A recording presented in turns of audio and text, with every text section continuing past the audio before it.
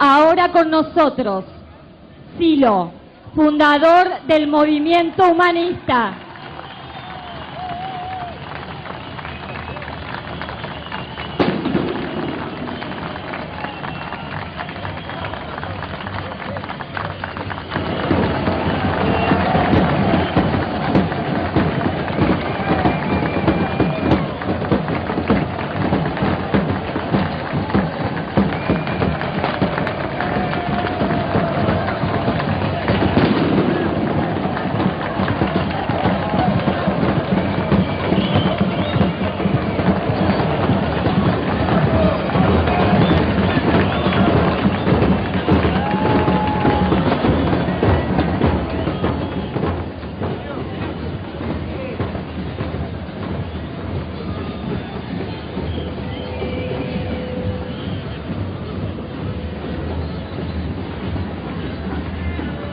Amigos,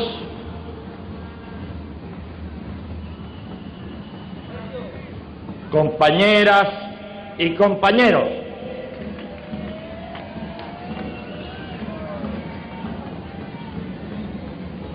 Lía Méndez ha desarrollado los puntos claves que forman parte de la plataforma del humanismo. Lía Méndez nos habló de la estafa que han sufrido los jubilados, del vaciamiento de las cajas, de la inseguridad, que no se refiere simplemente a la inseguridad física en las calles, sino de la inseguridad como estilo de vida dada por la desocupación creciente, por la educación cada vez más deficiente, por la pobreza y la marginación de las que un Estado cada vez más inexistente no puede hacerse cargo, dejando todo librado a la dinámica del mercado. La inseguridad física, que es la más espectacular, debe corregirse al redefinir correctamente el rol de las fuerzas de seguridad, al reformar sus programas de estudio y capacitación y al promover la elección directa de los comisarios, del mismo modo que con la carrera judicial y la elección directa de los jueces, se debe realizar un importante avance en el que además se rescate a los jueces decentes, hoy abrumados por tanto colega corrupto. También habló de la inmunidad de los funcionarios, que se garantizan la impunidad al estilo pinochetista, pasando de un cargo a otro. La ley de responsabilidad política debe servir para ser responsable de sus actos a cualquier funcionario, al tiempo que prevea el desafuero y el juicio político para todo candidato electo que no cumpla las promesas y compromisos contraídos. Al pedir la penalización del delito ecológico, Lía Méndez dejó en claro que se debe eliminar la concepción según la cual una empresa puede contaminar a cambio de una simple multa. Sobre la convertibilidad, la deuda externa y la dolarización, las cosas fueron muy claramente expuestas. La convertibilidad ha servido para que los capitales golondrinas vacíen el país, para aumentar la deuda externa y para destruir nuestra industria, generando desocupación y pobreza. La estabilidad actual depende del ingreso de capitales extranjeros y del endeudamiento continuo. Se debe abolir la convertibilidad, garantizando que las deudas de la gente se mantengan al mismo valor en pesos. Se debe modificar el tipo de cambio para detener la destrucción del aparato productivo y las fuentes de trabajo. Se debe garantizar la estabilidad monetaria mediante el superávit fiscal a lograr por el no pago de los intereses de la deuda externa y por el cobro de mayores impuestos a los que más tienen.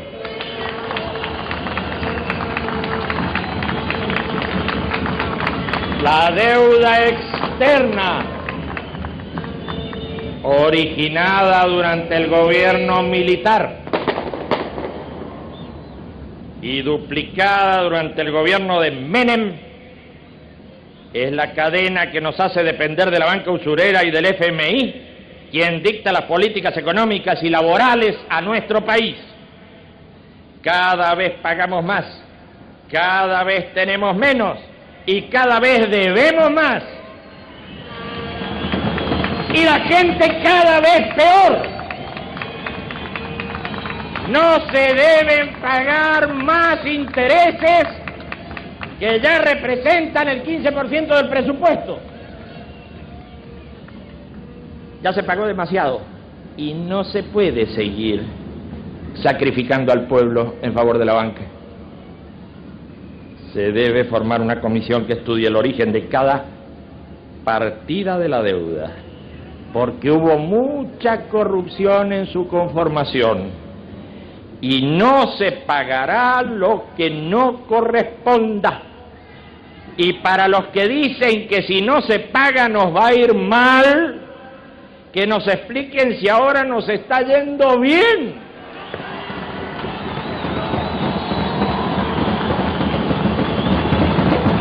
¿Y cuál es el final de todo esto si las cosas siguen del mismo modo? El proyecto de dolarización supone la entrega total de nuestra política monetaria a la Reserva Federal de los Estados Unidos, quien pasará a decidir qué bancos funcionarán, a quién deberán prestarle y a quién no. Si con la convertibilidad ya dependemos de los capitales extranjeros, a partir de la dolarización será directamente Estados Unidos quien decida, junto a la banca extranjera, cuánta plata debe circular en Argentina y quién la debe tener. Se debe fortalecer la estabilidad de la moneda propia con superávit fiscal, desdolarizar la economía y efectuar acuerdos con países de la región para crear una moneda latinoamericana que permita el comercio internacional prescindiendo del dólar.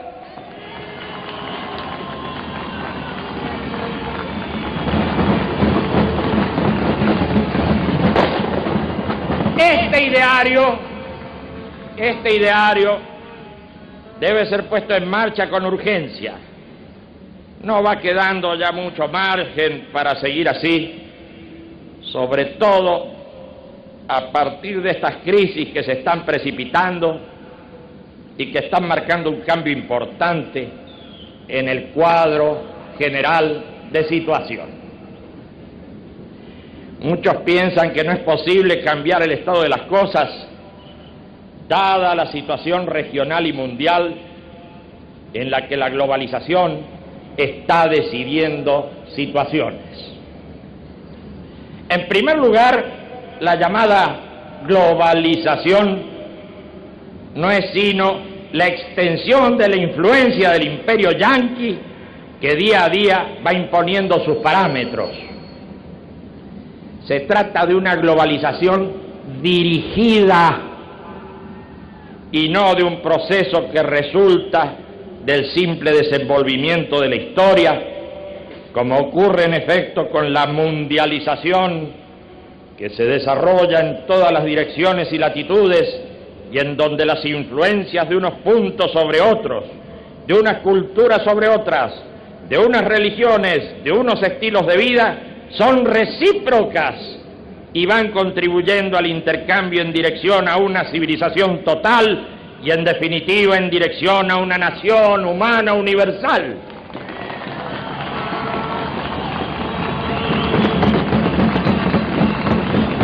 Esta nación humana universal, esta pluralidad de pueblos, esta diversidad en la unidad humana tiende a desarrollarse pese a la uniformidad que han pretendido establecer los imperios en sus momentos de máxima expansión. Entramos ahora en el momento en que un imperio está logrando su máximo poder, en que está doblegando los estilos de vida de los pueblos y en que está barriendo con las entidades nacionales y culturales. Todo esto lo está haciendo con dinero y bayonetas. Y desde luego eso no augura un final civilizado para sí mismo y para los pueblos que han caído bajo su influencia. Todo lo anterior va acompañado por una enorme descomposición que irradia desde ese centro hacia los lugares más remotos.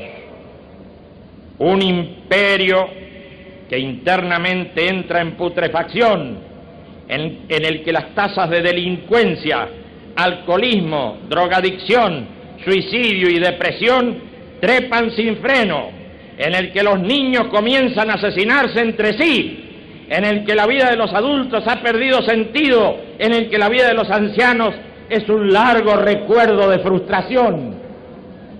Un imperio que empieza a ser modelo de las minorías privilegiadas, de los pueblos dependientes. Un imperio al que le rinden culto a los decadentes de todas las latitudes. Poco a poco empieza su declinación, pero esto no es tan fácil de comprender en los momentos de su aparente esplendor. Así las cosas, cuando las crisis del sistema se suceden, empiezan también a desarrollarse las nuevas ideas y los nuevos ímpetus de libertad.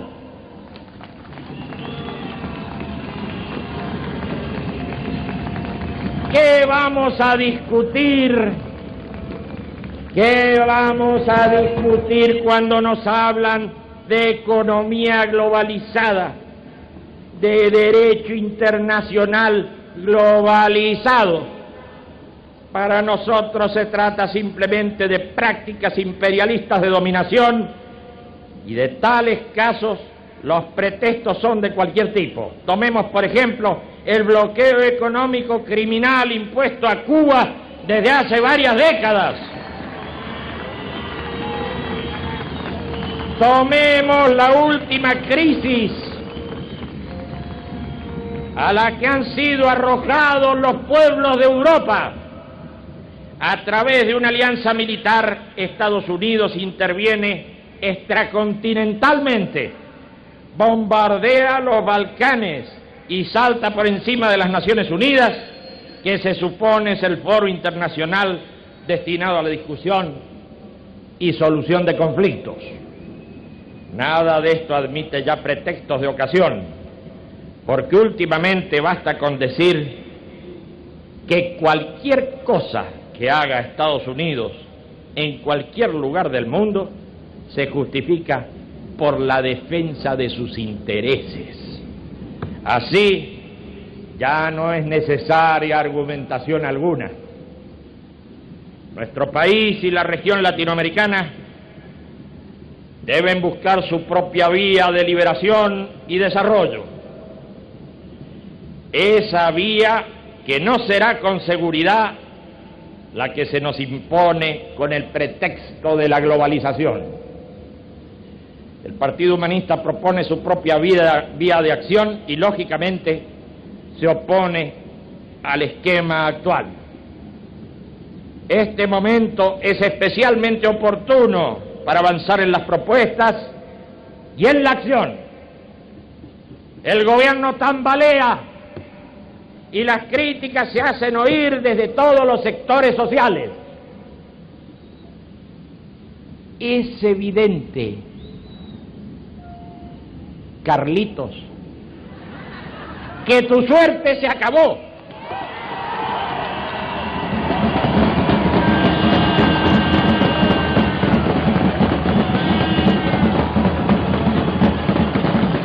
Es evidente ahora lo que desde hace mucho tiempo venimos diciendo: este modelo se está agotando, solo que mucha gente es un poco lerda de entendederas y cree que Menem recién comienza su mandato.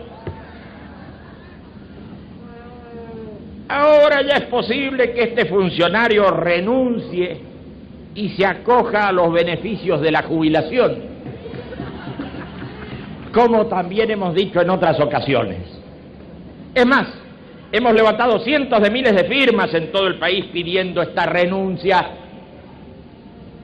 Hace rato que venimos pidiendo esta renuncia, pero algo ha cambiado, porque los conformistas de antes, esos que nos miraban sobradoramente, ahora se rasgan las vestiduras frente a nuestra exhortación y gritan que es inconstitucional pedir la renuncia de este funcionario. Ahora que se vislumbra esta posibilidad, las personas timoratas dicen que esto sería una catástrofe, que resultaría muy grave una nueva renuncia a lo Alfonsín antes de que el período constitucional termine. En verdad que esto no sería una catástrofe, sino un papelón. Y esto no sería una tragedia, sería simplemente una confirmación de que este esquema no funciona y que las alternancias entre radicales y justicialistas son, como dirían los músicos, variaciones sobre el mismo tema. Tal vez, si esta renuncia se produjera, deberíamos agradecer al funcionario presidente por despejar el camino, por mostrar a todo el país que es el sistema el que debe cambiar, que no se trata ya más de esa ridícula alternancia bipartidista, sino de empezar a elaborar un nuevo esquema, un nuevo sistema en el que se puede empezar la reconstrucción del país. Pero el funcionario presidente no querrá renunciar, aunque la situación se deteriore día a día y aunque tenga que retroceder en sus pretensiones, como acaba de suceder con los recortes en educación.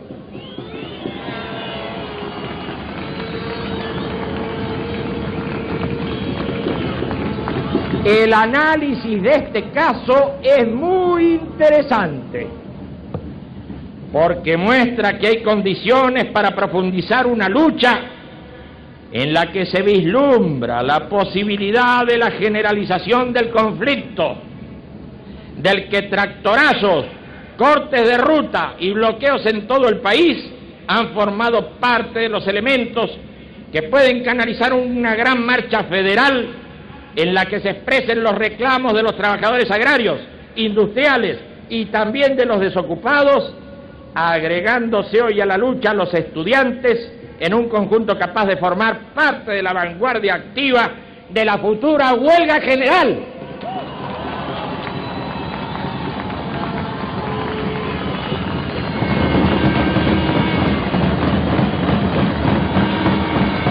Sin embargo, el fragmentado movimiento obrero parece desesperar de sus posibilidades y hay sin duda posturas que se deben revisar. Este es el caso de ciertas posiciones en las que se considera la transformación de los sindicatos por industrias en sindicatos por empresas y que complotan directamente contra la unidad del movimiento obrero, del mismo modo que se debe revisar la llamada neutralidad política de algunas agrupaciones sindicales que en realidad están comprometidas con el partido gobernante o la alianza y que por tanto sirven a los intereses de la patronal.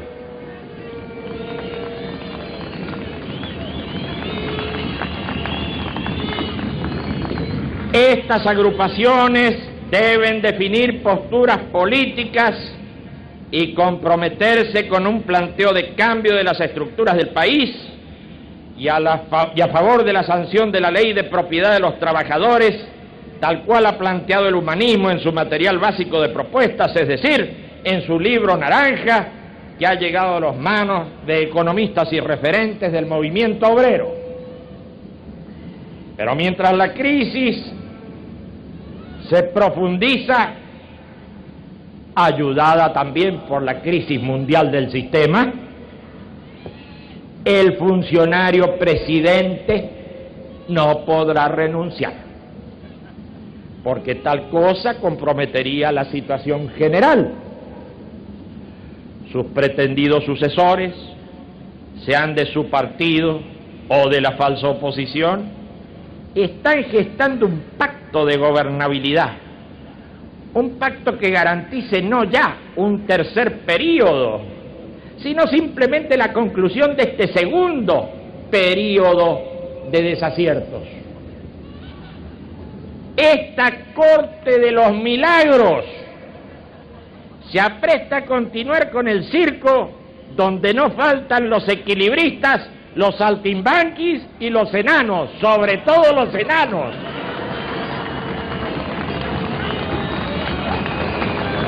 Ellos piensan en la sucesión, piensan en sostener al gobierno y al mismo tiempo deben mostrar a la opinión pública que no han compartido el poder, sino que en todo caso han sido víctimas de él. Pero ¿cómo pretenden hacer creer que no tienen que ver con este gobierno si están prendidos desde 1989? Uno como vicepresidente y luego gobernador de Buenos Aires, otro como vicepresidente y ahora como candidato a gobernador de Buenos Aires, un tercero como candidato a vicepresidente en la fórmula que acompaña a Duhalde, luego de haber sido el delfín de Menem, después de haber gobernado Tucumán, dejándolo en la ruina y el desorden, de tal manera que Bussi, el represor, pudo quedarse manejando esa provincia. Pero también están los saltimbanquis, que logrando una banca peronista, se inspiraron para dar el salto y asociarse ahora a los radicales en una alianza insustancial que comenzó a gestarse cuando un gobernador peronista formó un remedo de partido y obtuvo 5 millones de votos. Por supuesto que esa aventura terminó en la vergüenza y ahora se encuentra mendicando un puesto de funcionario en el supuesto futuro gobierno de Duhalde, su antiguo enemigo. No estamos hablando de los enanos y los saltimbanquis simplemente porque nos divierten en este grotesco espectáculo, sino porque es una obligación recordar el desacierto continuo de un electorado que ha sido engañado con especial facilidad por los corruptos y los traidores.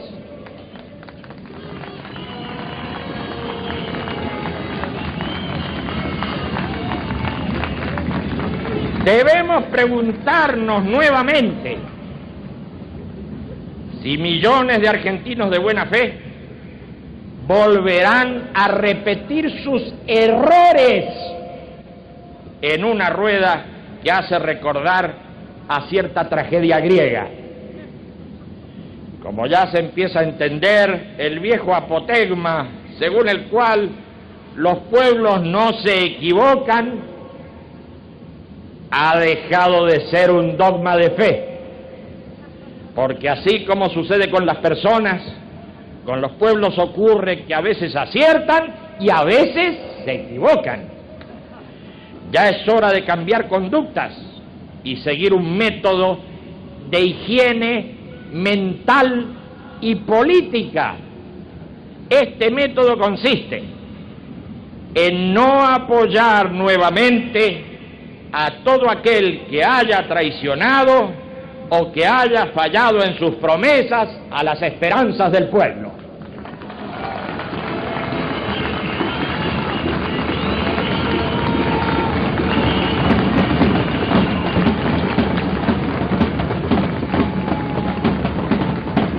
fácil tarea para empezar a cambiar rumbos. No apoyar nuevamente a los traidores.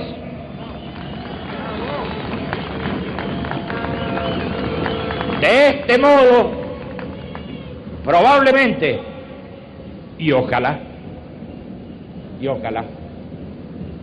no tengamos que repetir lo que acostumbramos decir en las sucesivas campañas. Usted se va a equivocar nuevamente. Ahora, ¿qué debemos hacer? A nuestro juicio es hora de comenzar a construir la opción en serio. Para ello se debe convocar a todas las fuerzas progresistas desde la base social para que, reconociéndose en la diversidad de las concepciones y del lenguaje, se empiece a caminar en las acciones concretas de oposición a este modelo. La unidad de acción es la única vía posible, porque la otra actitud, la clásica, la de siempre, la de buscar las diferencias irreconciliables en lugar de los complementos, ya está demasiado explorada y bien sabemos cómo termina. El Partido Humanista plantea claramente que no se trata de la formación de frentes electorales, sino de hacer crecer la acción unitaria en un sistema de coordinación de fuerzas progresistas, y esto tendrá que desarrollarse frente a la incomprensión de algunos que inevitablemente quedarán marginados de este nuevo proceso que la historia está brindando. Unidad en la diversidad, unidad en la acción, unidad en la lucha contra este modelo, unidad coordinada de todas las fuerzas progresistas.